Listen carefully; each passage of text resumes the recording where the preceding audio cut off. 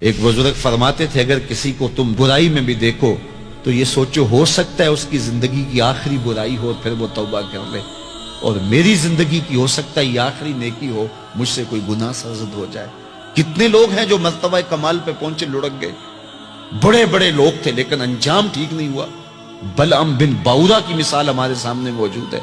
بنی اسرائیل کا مستجاب الدعوات ولی تھا، اور جب ہاتھ پھیلا کے منہ پہ ہاتھ پھیرتا تو ہاتھ بعد میں منہ پہ جاتے، قبولیت پہلے ہو جاتی۔ لیکن اسی کے بارے میں قرآن نے کہا نا مَثَلُهُ كَمَثَلِ الْكَلْبِ، اس کی مثال کتے کی مثال ہے۔ زبان لٹک گئی تھی، زمین چاٹتا تھا، چونکہ اس کے ہاتھ نبی کے خلاف اٹھ گئے تھے۔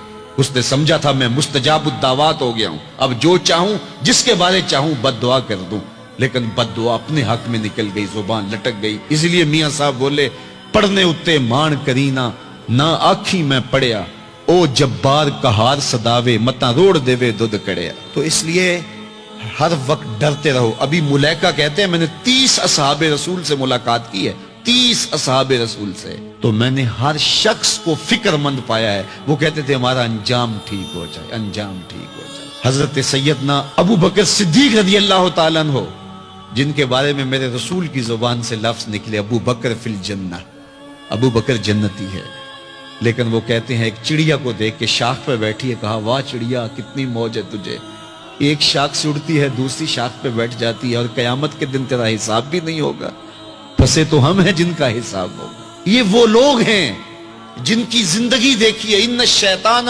یفر من ظل عمر، عمر وہ ہے جس کے سائے سے شیطان بھی بھاگتا ہے، لیکن وہ کہتے کاش میں مٹی کا ڈھیلا ہوتا۔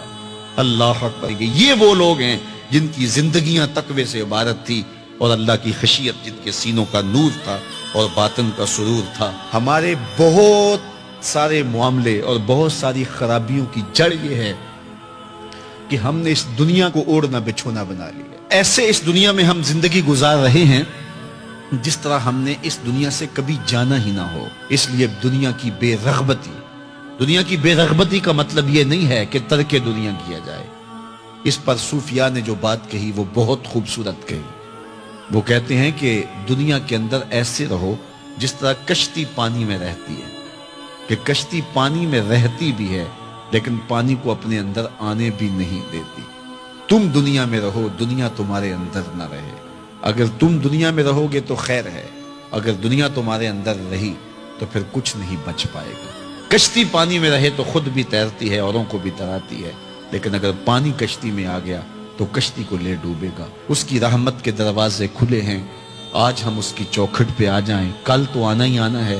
پھر جو کفن میں منہ چھپا چھپا کے آتے پھریں گے، کیا اچھا ہو کہ خود کھلے منہ سے اس کی رحمت کے دروازوں پہ آ جائیں۔ اس کی رحمتیں آواز دے رہی ہیں، یا ایھا الانسان، او بھاگنے والے انسان، او نسیان کے پتلے، او بھولے ہوئے، او بھٹکے ہوئے، راستہ چھوڑ کے جانے والے، مالک کی رحمت کی آغوش کو ترک کر دینے والے، آجا پلٹ کے، ما غرک بربک الکریم، آجا تیرا رب بڑا ہی کریم ہے۔ قبل اس سے وہ ماننے سے انکار کر دے، توبہ کا دروازہ بند ہو جائے، سورج مغرب سے طلوع ہو جائے، پھر بندہ ہاتھ کاٹے۔ کسی نے چیخ چیخ کے مجھے کہا تھا، کوئی رو رو کے ترلے منتیں کر کے مجھے کہتا تھا، میں اس کی بات کو نہ سنا، کاش کہ اس کی پکار کو سن لیا ہوتا، اس کی آواز پہ لبیک کہہ دیا ہوتا، اور میں اس کے ساتھ چل پڑتا، اور وہ مجھے انگلی تھام کر محمد عربی کی چوکھٹ پہ پہنچا دیتا، تو آج یہ رسوائیاں میرا مقدر نہ ہوتی۔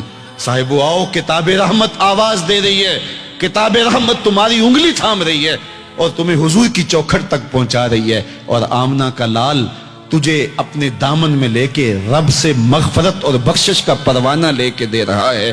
مجرم ہو تو منہ اشکوں سے دھوتے چلے آؤ، آؤ در تواب پہ روتے چلے آؤ، قرآن میں مذکور ہے بخشش کا طریقہ، سرکار کی دہلیز سے ہوتے چلے آؤ۔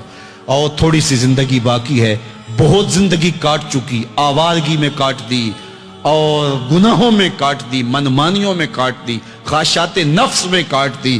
آئیے ابھی سے اپنے اندر کو تبدیل کر لیجئے، اپنے احوال کی تبدیلی کا عزم مصمم کر لیجئے۔